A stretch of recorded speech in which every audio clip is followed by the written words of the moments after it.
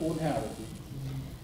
कल थाना राव में अंकित पाटीदार जो कपड़ा व्यापारी है जिसके संबंध में फिरौती मांगी गई थी, उसके यहाँ पर परचेस मैनेजर का काम करता है।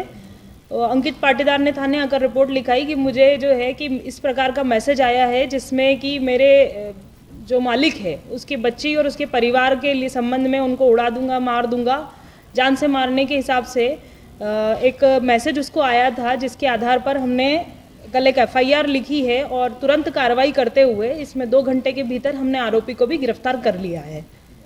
और इसने धमकी क्यों दी थी और क्या इसका बैकग्राउंड है ड्राइवर का, और कब इसे जॉब पे रखा था? इसमें आरोपी जो है महेंद्र पिता गोकुल 23 वर्ष जो जबलपुर का रहने वाला है, वो इस कंपनी में पहले काम किया करता था। 1.5 साल इसने वहाँ पर काम किया है। काम करते इसने वहाँ पर उसने अपने मालिक की संपत्ति को देखा होगा कि इसके पास कहाँ पैसा रहता है, कहाँ परिवार रहता है, किसके थ्रू पैसा मंगवाना है, ये सारी चीज़ें उसने अपने मैसेज में लिखी हुई थी। और इसी को लेकर उसने मैसेज किया था कि जिसमें बोला था उसने कि मेरे को डीमार्ट पे आकर पैसे दो, इतनी बजे दो, ड्राइवर के हाथ भेजो, ऐसा एक मैसेज उसने किया था।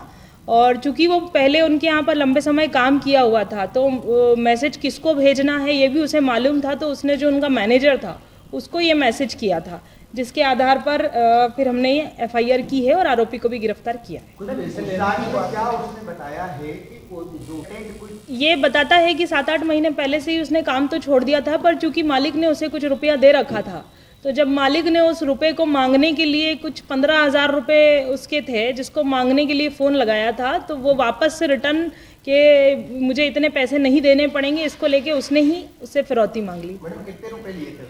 15,000 रुपये लेना वो बताता है कि मालिक से मैंने लिए थे, जिसको लिए वो मुझे मांग रहे थे। कितने रुपए राजनीतिक बैकग्राउंड से है क्या?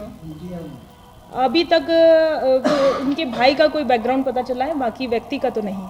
फिरौती कितने की मांगी मैडम?